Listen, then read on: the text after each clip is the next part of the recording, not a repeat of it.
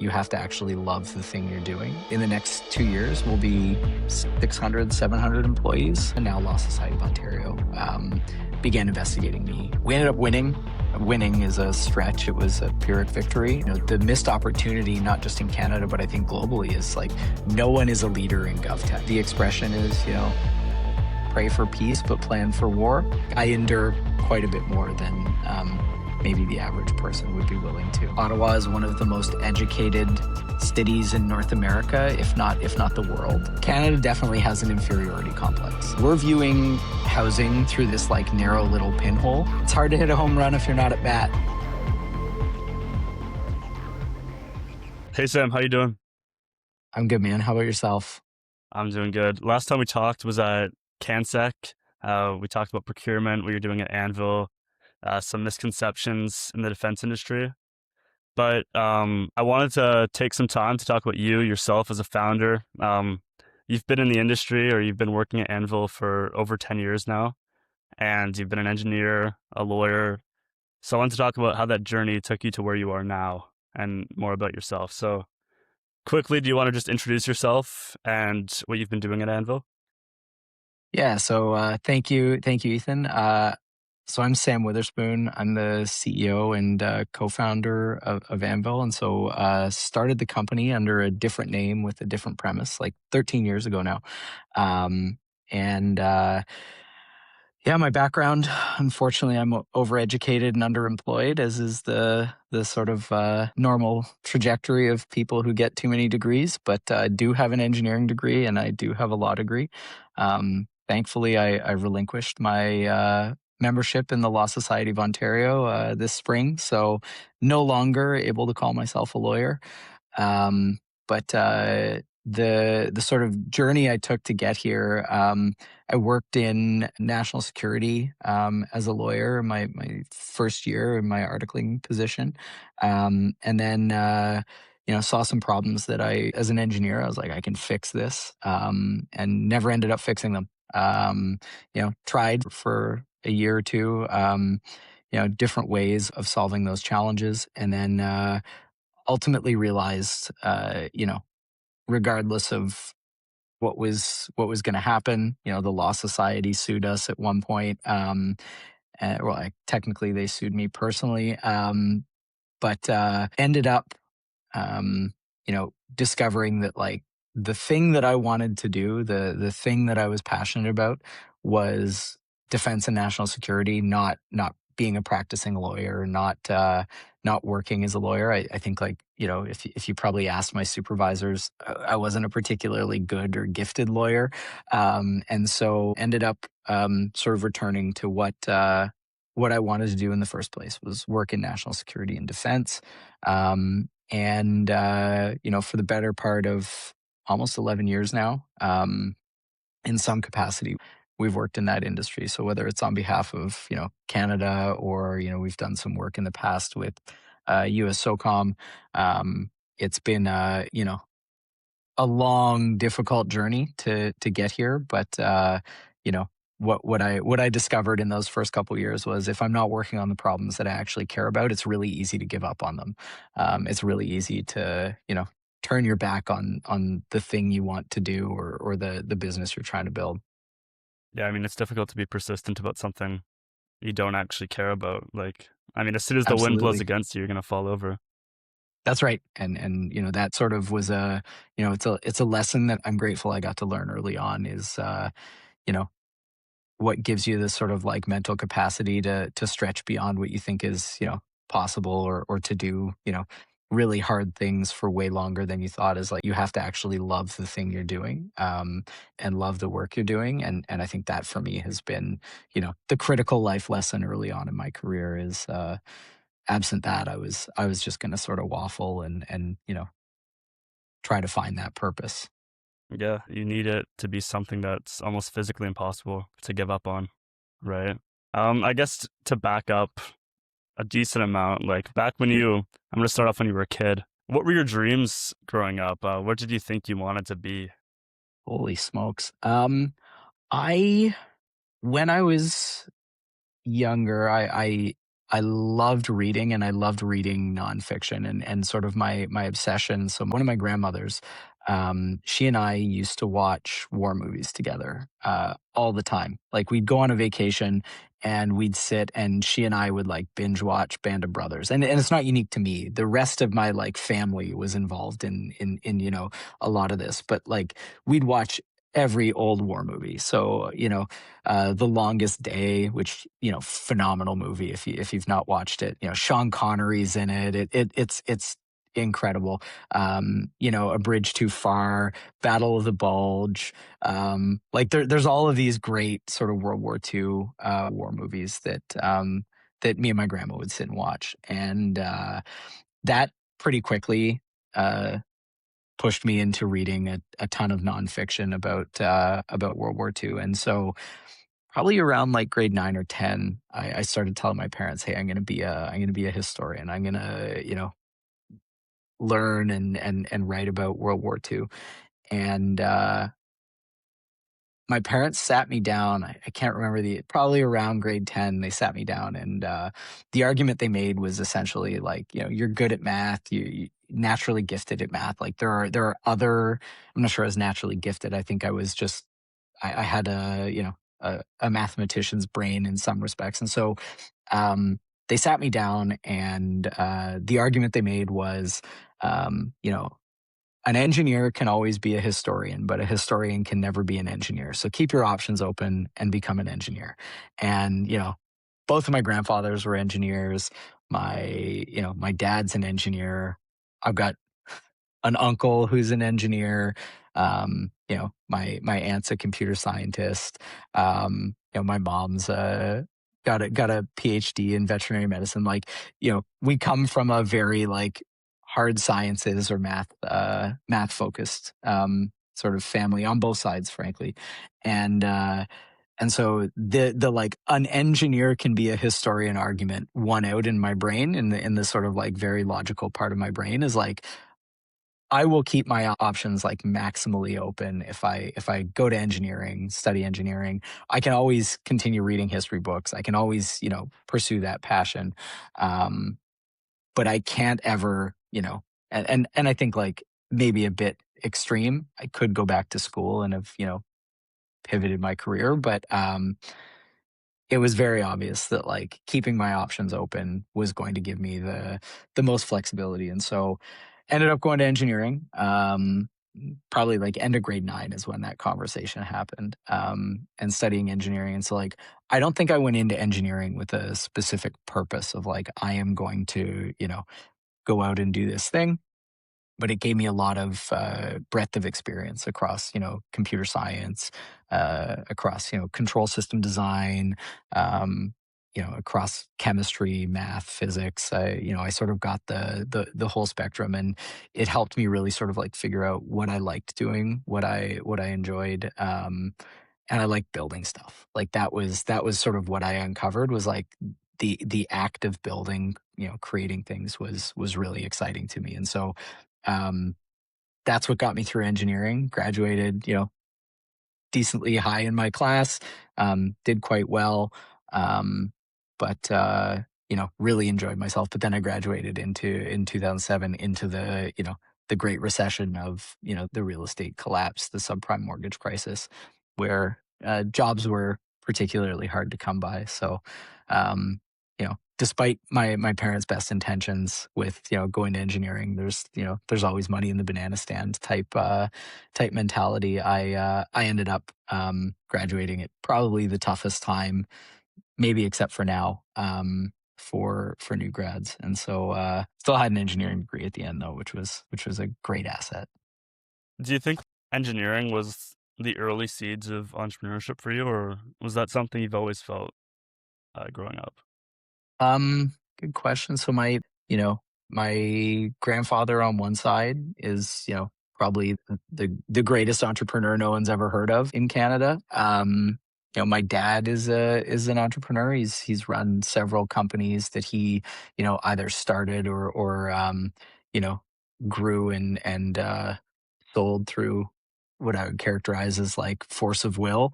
My mom has been consistently engaged in entrepreneurship and supporting and growing some of those businesses with my dad. And so I think like I wouldn't say it's like in my blood because I think that's a crazy statement, but certainly I've been sort of like surrounded by it with my family for a long time. I've got uncles who have run their own businesses and built their own businesses. Some in agriculture, some in engineering, and I think like whether it's running a farm, which I think is some of the like most ridiculously oppressive sort of venture capital that we do every year. You're investing in crops and hoping the weather's good, hoping that the animals continue to grow and produce, or whether it's building an engineering company. Like I think I've seen it all around my family for a long, long time, and so I don't want to say it was natural, but it definitely didn't feel like as big a leap for me as maybe it would for some other folks. Yeah, and I guess like growing up, who would be one hero, if you can name one hero that you look up to creating a business that really inspires you to be building what you're building? Yeah, I mean, I think my grandfather, who's operated for, I mean, he's like 93 and still works part time. Like he's I gotta say him. Like, there's something different about him that he's chosen this like life of he's going to work until he dies. Like that was a almost a foregone conclusion, and I think you know part of his secret to longevity at this point is that like he still attends board meetings. He's still active and involved and engaged in the community when his peers have retired and died, frankly. And I think it's really inspiring to see a guy like that who he's the one who got me the persistence plaque that I was talking to you about earlier at CanSec. But like it is, it's his mentality of like, I'm gonna keep moving and keep working and contributing till the day I die. It's wild that he embodies that. But he is very inspiring as a result to me that you know still working every day. Keeps him going. So I love it. What did you build? A huge number of companies, huge number of companies, and so he's been involved in venture capital in Canada and private equity in Canada. He started off in the chemical industry as an engineer, and then you know slowly migrated into a plant gets shut down, and he's been all about sort of Canadian nationalism and Canadian industry long, long, long before it was fun or exciting. And so, a Canadian plant would get shut down and move to the United States, and his first sort of investment was basically him putting a bit of his own personal money in, but he'd been brought in to run the plant, and him going like, I think this plant is a great plant and we're going to keep running it. And so plant got moved, but he stuck around to build a Canadian success story. So huge number of companies is my super short answer that he's been involved in over the years. And so back to you a bit. You graduate engineering, job market's terrible. Is that part of what brings you into law, or how do you get there?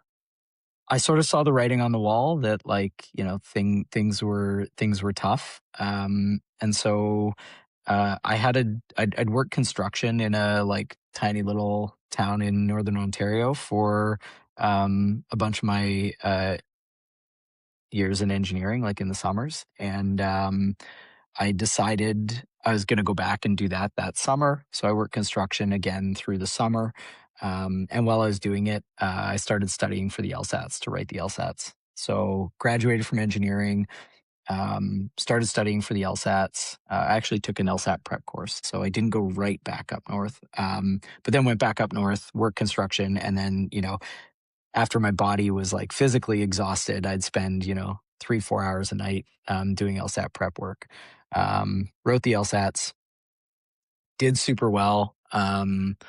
got one admission to University of Calgary, and then got a job and kind of went like, I need to make a bit of money first. So deferred my acceptance for a couple years, and so ended up working as a junior consulting engineer, doing hazardous designated substance surveys, so looking for asbestos, lead pipes, that kind of thing, for a couple years, and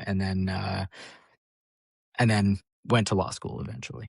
Do you think you went into law school partially because you looked at the LSAT and you saw like this is something that I would be good at, and that's what you brought you there? Or like what was exactly the pull for you? So part of the pull was like the obviously the job market was very tough, and the jobs that were on offer were not jobs that I was like particularly excited to do. Back to sort of like my parents' advice of like an engineer can always be a historian, but a historian can never be an engineer. Um, my sort of reaction was like engineering plus law is a very like desirable combination, and it would open the aperture of like what opportunities would be afforded me going like in the future. uh, you know I don't think I went in with like a vision of what I was going to do in law school. Great example of that is like I got to law school, I thought I was going to do this, like focus on this practice area, and um almost immediately abandoned it, and was sort of like shoved full force down the intellectual property route. It's where the bulk of engineering graduates with law degrees end up, is patents, trademarks, predominantly patents, but intellectual property law. And so it was less about the LSAT being something that like really scratched an itch in my brain. Although, like, believe me, the logic games were a joy for me, in comparison to most of my classmates. I think it was my two favorite sections on the LSAT was logic games. Um, and I'm very lucky that there was no like writing skills requirement. You could write an essay at the end, but it was ungraded and just sent to the law schools if they asked for it. I was very fortunate that was not graded. My writing was horrific at the time. Um, and so, it was less about I'm a good fit for law school and more about like this feels like a productive direction for me to head in. But they ended up removing the logic games now. Actually, Oh, really? yeah, Too many it's complaints? just Oh, reasoning and reading comprehension now. Um, no. Okay. yeah, I mean, so like you go down this desirable path, right? You have all these credentials, and I guess at some point or another, you start realizing, hey, I don't really care about this, or where are you at this point? Yeah, so I get a clerkship in law school. So clerkship is like an alternative to an articling position. You work like direct with a judge for a year.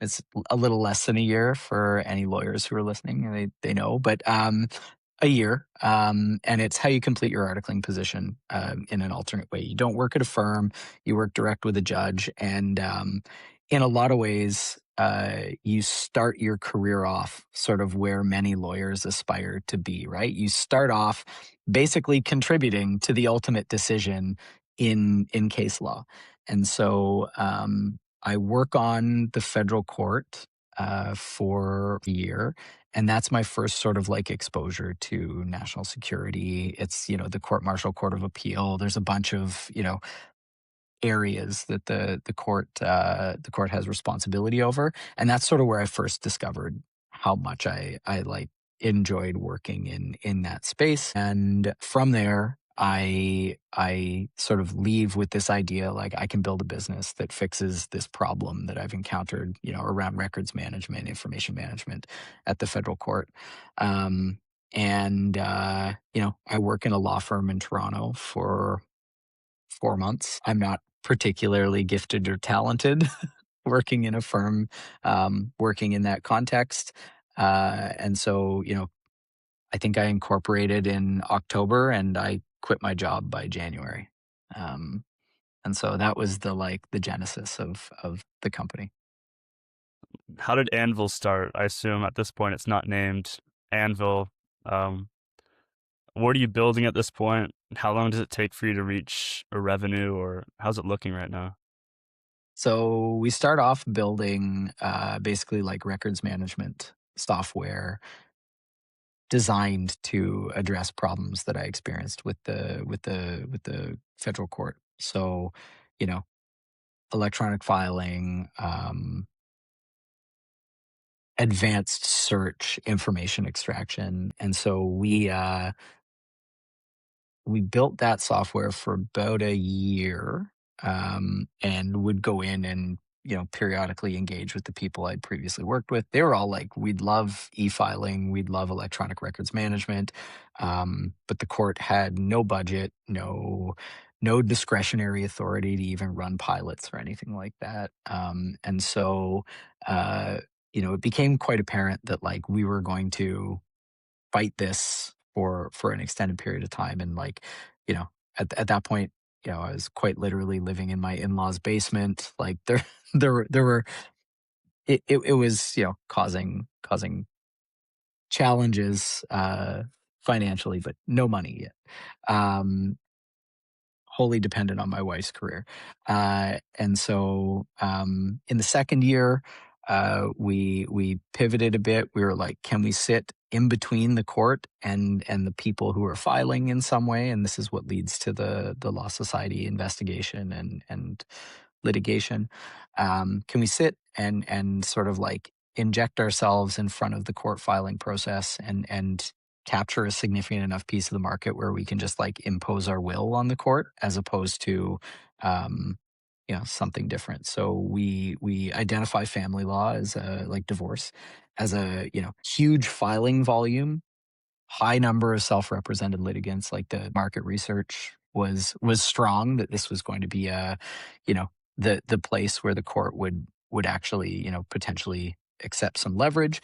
But we're talking about a different court at this point. The federal court does not handle divorces. I think there's maybe like one or two exceptions to the statement I just made, but it's extremely rare.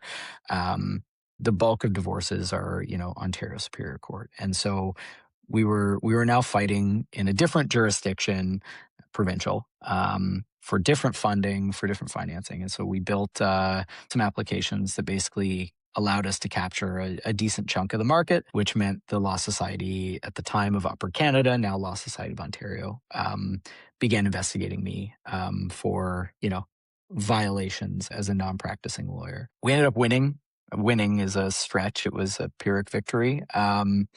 We ended up not losing is maybe a better way to describe that. We sort of sat around. I can still remember the office we were sitting in the boardroom we were in, sitting around a table, looking at each other, going, none of us like this industry. None of us care about the problem we are solving. Like, what do we actually want to work on? And that's where, we identified national security and defense. And so, probably like 2.5 years in, a little bit of cash in the bank, we made the pivot to we're going to work in defense and national security. And so I was fortunate in some respects. I had an active security clearance. I already held like something that in hindsight gave me a rapid leg up that I would not have had the access, had the ability to sort of like seamlessly transition into that industry as easily if we didn't. And so that's sort of the journey that got us there. Yeah, so first year, no revenue, then you get into a bunch of lawsuits. I guess there's a lot of moments where you probably could have quit, and I guess something keeps you going. And then after all of that, you decide to jump into like another super difficult, highly regulated industry. Um, what keeps you going? What kept you going during that time? And then beyond that, walking into defense and national security, what were the main differences that you immediately noticed? So what keeps me going? I think so we started off doing professional services in defense and national security. So we were like, we're going to come in, solve problems. And so one of the things that kept me going, one of the things that kept me pressing was we always wanted to build product, but we didn't feel we had the subject matter expertise, the domain knowledge to build product right out the gate and sort of show up and you know tell people who we hadn't lived their experience. We didn't have their knowledge or expertise. And so we felt we needed to go like learn by doing as opposed to just show up and tell people how we think they should do their job. And so very early on, I think we showed up with what I would characterize as like a culture of service, of like we are showing up to like solve whatever problem you need solved. And if that problem is like making coffee at 2 a.m, so that everyone remains caffeinated, like that is as valuable a problem for us to solve as some like exquisite machine learning problem that we could also be solving. And so, um, we showed up with a completely different mindset than I think the sort of like average consultant or average sort of government contractor shows up with. And I think for us that was a huge differentiator right away. But I think like the challenge that posed, and to your question, like everyone we talked to was like, once you are a professional services company, no one ever makes the transition to product because you get addicted to professional services revenue. You have to start saying no to money coming in the door in favor of, guarding resources that are not making you money right now. And so, um, my sort of like Pierre Trudeau moment of like, just watch me, was like, people would say this to me and I'd be like, yeah, just watch me. I'm going to do this. I'm going to make it happen. And like, it was hard. Don't mistake what I'm saying. But I think the mindset that, and you can fact check this with my co-founder, Bennett, or a bunch of the people I work with, is like, I'm a fairly contrarian person at the best of times. There's, the sort of like crappy lawyer in me loves an argument, and I will argue for the joy, and my wife will tell you the same. Like, I will argue for the joy of arguing at times. And I think like what keeps me in it is sometimes this is just like a long simmering argument where I have to be right. And I don't mean I have to be right in the sense that like I have a rigid, I'll never adapt or evolve my thinking on anything. It's like, I want to be in the game. I want to be, taking at bats. And even if I strike out, 20, 30, 40 times, like maybe I get a base hit on the 41st. Maybe I hit a triple. Like I firmly believe that like if I'm not at the plate, if I'm not taking swings, um, I'm missing opportunities. And so it's that kind of mindset of like, oh, I struck out, like try again. Like I'll be back tomorrow. And I think like that sort of, I get like maybe a bit of like sick, twisted pleasure in enduring that, in enduring 40 strikeouts, because like maybe the next one, I'll get on base. And so I think like that's that's the piece that has like motivated me the most, and it's reflected in like the sports I do. I do endurance sports, not things where like the race is won or lost in under 10 seconds.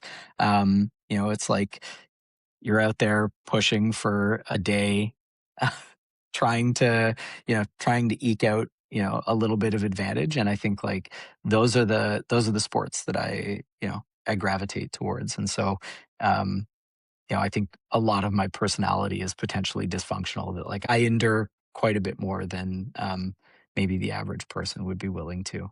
But that's what keeps me in it. Yeah, I mean, it's just persistence. Have you read Murakami's What I Talk About, What I Talk About Running? No, no. No, he's an author, and he wrote a book on like his running and his marathons, and it kind of goes about like how it relates to what he writes about and being an author and his business. So, you start off as a service business.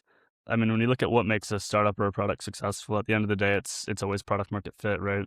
And this is how initially you're generating that knowledge of the industry and actually discovering what people have problems with there, right? And so, what's your big learning there? How do you take that into, starting Anvil as a product company? And how does this look like initially? Are you achieving success with that, or how long does it take you to start getting revenue there? Yeah. So the first few product contracts that we win one, well, I guess two. with the Public Health Agency of Canada and DND jointly under the BCIP program, Built in Canada Innovation Program. It's like the precursor to the Innovative Solutions Canada program. And sort of like 2017, 2018 sort of time frame, these are like the first product contracts we win. We build two things, two capabilities. The first is like an open source collection and monitoring tool for like emerging disease threats. The program loses funding in 2019. I can't even make this stuff up.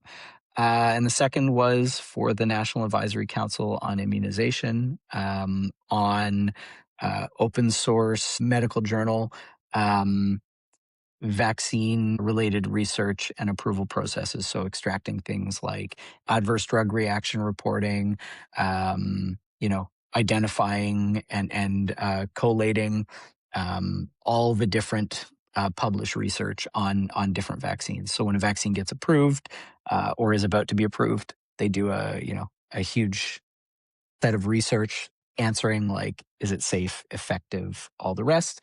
But then they continue to monitor after, and the continuous monitoring after is like an ongoing research task that is, time consuming and labor intensive. So that also ended in 2019. Thankfully, nothing happened after 2019. So we're all good on the pandemic monitoring and vaccine related research front.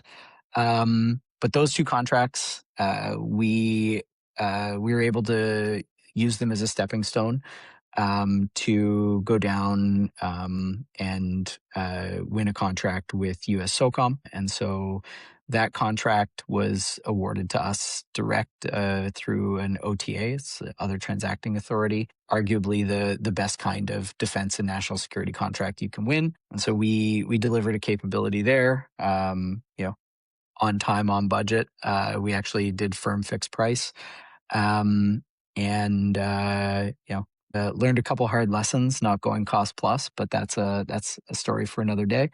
And then ended up coming back to Canada, and I mean we never left, but coming back to the Canadian government and starting to work more deliberately with some of their organizations, which ultimately led to us first getting deployed on an operation in 2021, and then continuing to operate with them for the last 6 years on a much more like deliberate product plus services style engagement.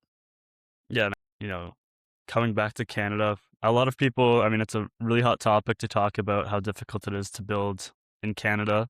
But I wanted to get your perspective on, what are some things that we underestimate in Canada? And maybe what do we have in Canada that nobody talks about that you don't see working in other markets that's an advantage? So, I mean, the things we have in Canada, I think we have, especially in Ottawa, we have a hyper educated, hyper intellectual workforce. Like, I cannot overstate how valuable having, two world-class research institutions in Carleton and University of Ottawa in the city of Ottawa, population 1 million people, how like abnormal that is, and how valuable that is. I think the demographics, like Ottawa is one of the most educated cities in North America, if not the world, when it comes to like post-secondary education. And so that is a huge asset. I think more broadly across Canada, the value and accessibility of post-secondary education, I think it's getting harder, for sure. And it's something we need to confront as a country, but, the value of post-secondary education is not near as eroded as it is in, I think, other countries at the moment. And the value that brings is we have a much more, enabled critical thinking population than other countries. And I think it's sort of like not a sleeper competitive advantage, but it's certainly something that we we've maybe taken for granted in the last little while. So that's one. I think the other advantage that we have in Canada is like, while there are valid criticisms of the system, um, and like, believe me, I've leveled some of those criticisms myself.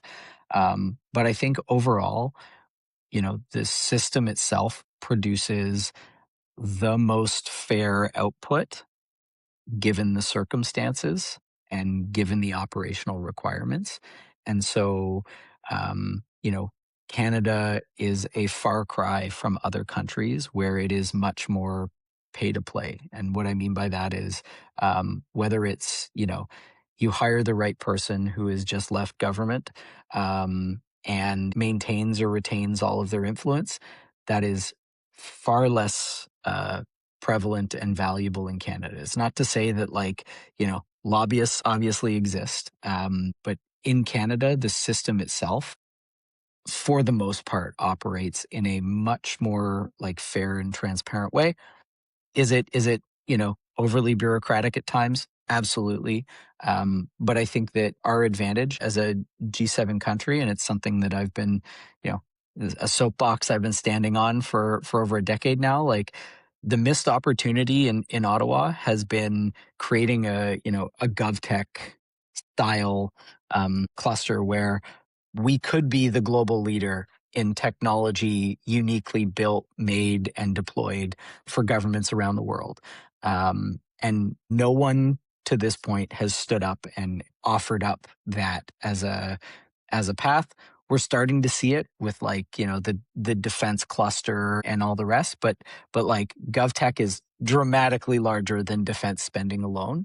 And I think, the missed opportunity, not just in Canada, but I think globally, is like, no one is a leader in GovTech. There is no place where everyone goes to hunt for, government technology, and the needs and requirements of government are necessarily distinct at times. And so that opportunity, a G7 country, economic powerhouse, we have that opportunity in Ottawa, and I think, like, in Canada in general, and I hope we don't squander it. But I think it's the other piece. We have a government that, by and large, you know, we have phenomenally motivated public servants who will give companies the time of day and talk to them about their problems. That has been my experience for the last decade. Do they struggle to buy things at times? Absolutely. But, you know, we have those resources, and we have a very unique population that understands the problems of government in a way that I think very few other nations do. And we could be an export powerhouse in that regard, not just, critical minerals and all the rest. Yeah, I guess like touching on the education part, Canada, like we are the most educated country in the world, but sometimes, at least from my perspective, it looks to be like we overvalue credentials. Do you think that ever leads to risk averseness or a lack of entrepreneurial culture in Canada? In the sense that perhaps instead of building your own thing, perhaps you delay that by studying more or that type of thing. So I think there's Canada, and this is something my grandfather has said over and over, quite literally, since I was born. Canada definitely has an inferiority complex. There is a perception that anything made in Canada is inferior to what is made south of the border. We have had this inferiority complex, and it materializes in the way things get bought, in the way Canadian companies purchase things. Is a great example. It's long been sort of like conventional wisdom, in my opinion, that Canada builds second class technology and the rest. And I think we're starting to pull ourselves out of that perception. I think the reality that I've seen over and over is, like, there are a ton of, phenomenal Canadian entrepreneurs, and the thing that is holding them back is not education or a lack of a skilled workforce or anything else. The things that are holding them back are, I'll use the example of, like, Austin, Texas. Like, Austin has made it so easy and affordable and convenient and culturally rich to live in that city, that like it has attracted entrepreneurs, it's attracted, comedians, it's attracted a whole spectrum of economic benefit for that city. And I think like that's the part that, we're probably getting wrong right now, is like it's expensive to live in Ottawa. It's expensive to live in really expensive to live in Toronto. It's really expensive to live in Vancouver. And we're trying to solve some of those problems, but we're playing catch up, and we're playing catch up in a system where like it's still really expensive for the average person to live and get around in a city like Ottawa. And same in Toronto, same in Vancouver. And the problem is we're all competing for the same talent globally. So, are they going to live in Austin where it is, cheap, warm, there's a ton of entertainment, there's culture, there's all the rest? Or like, are we going to watch our talent, continue to erode to these, or not erode, accrete to these different places? And like, that's the piece that like I think we're getting wrong right now, is like we're viewing housing through this like narrow little pinhole. We're viewing transit through this narrow little pinhole of like, it's an investment we need to make, versus no, it is the way we attract globally relevant talent. We make it so awesome, so convenient, and so efficient and cheap to live in a city that like we can't help but have an influx of like wildly talented people, wildly talented artists, wildly talented entrepreneurs. Because like, how can you not build a business in a place where, the cost of living is low, the quality of life is high? We need to hit those metrics versus just like, you know, the sort of like mediocrity that we get right now. The debate about high speed rail connecting like the Quebec City to Windsor corridor, or Quebec City to Toronto corridor. It's like, I've ridden on the high speed trains in South Korea, and like once you've been on it, it is life changing that like you can get around, pretty well anywhere. Admittedly, a smaller country, but like anywhere in, hour and a half. We don't have any of that. Those are the like nationally important things, and like, it's part of the reason I'm still very excited about what Mark Carney is doing. Is like it's a good thing. Getting high speed rail, you know, we increase mobility. We make it cheaper for everyone to move through that corridor and be more mobile. It means more business meetings, more collaboration, more tight integration across, 15 million, 20 million Canadians. That's huge. Like, we can't discount the value of that economically. Yeah, I mean, when you look at what cultural hubs end up popping up, where artists end up sprouting from, and I think the artist is the same personality type as the entrepreneur. Like, they're generally a creative person who wants to add something to the world. And for a long part of that time, you're not making money, probably, so you need to live somewhere cheap. Like, having that low cost of living and a good place to live is essential for developing that. And I think too, like when you talk about the inferiority complex, it's also about being courageous, being bold, and thinking generally big. Like, the people who are aspirational don't want to live or work somewhere where um, people are realistic, I suppose. Like, the whole idea of them wanting to create something is to add something to the world that doesn't exist yet.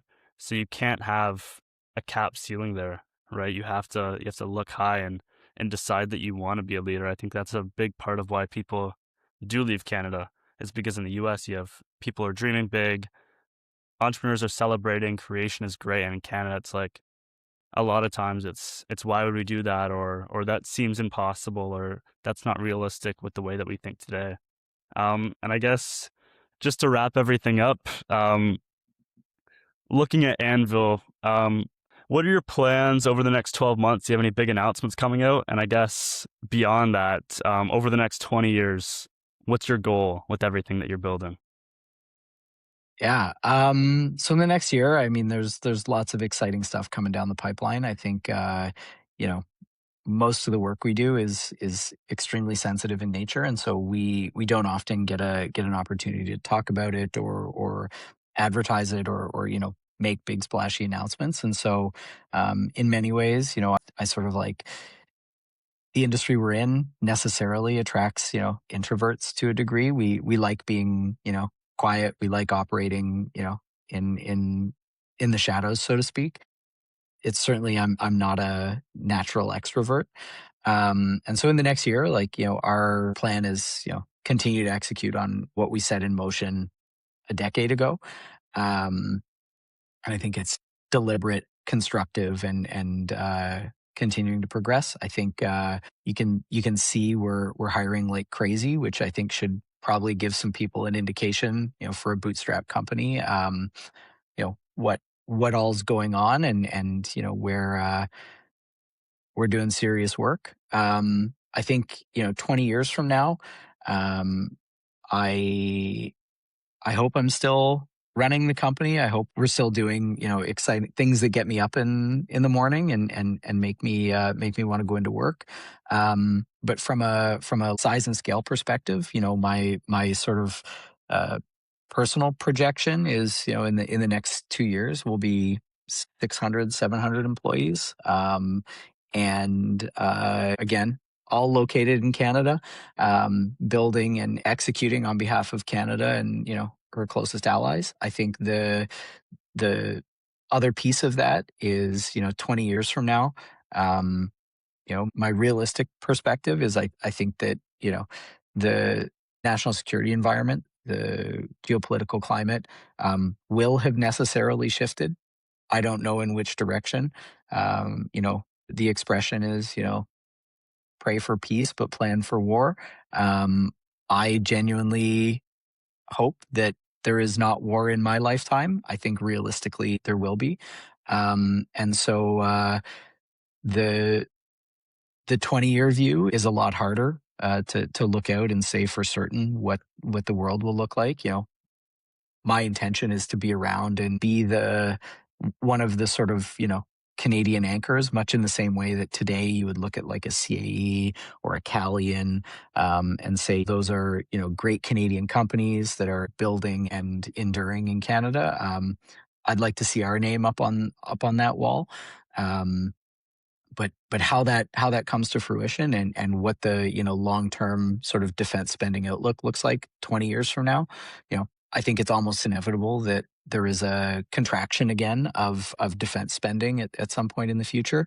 That there are going to be a lot of companies that you know don't make the cut, and so my hope is also to be one of the key players where we can give some of those founders who didn't reach escape velocity, not just a soft landing, but a place to keep working on mission-oriented technology. Well, thanks so much. I really appreciated you having on this podcast, and yeah, I think the biggest takeaway is just don't give up, just keep going, and be resilient. I guess that's how everything ends up being created. If you go long enough, if you climb a hill long enough, eventually you're gonna hit a decline. So yeah, thank you. Yeah, it's hard to hit a home run if you're not at bat. Hey everyone, thanks for sticking around to the end of the podcast. If you want to stay up to date with the founders who are operating in Canada's national interest, subscribe to the Canadian Explorers. Remember that fortune favors the bold, and if you have any suggestions for future guests, please let me know. Thank you.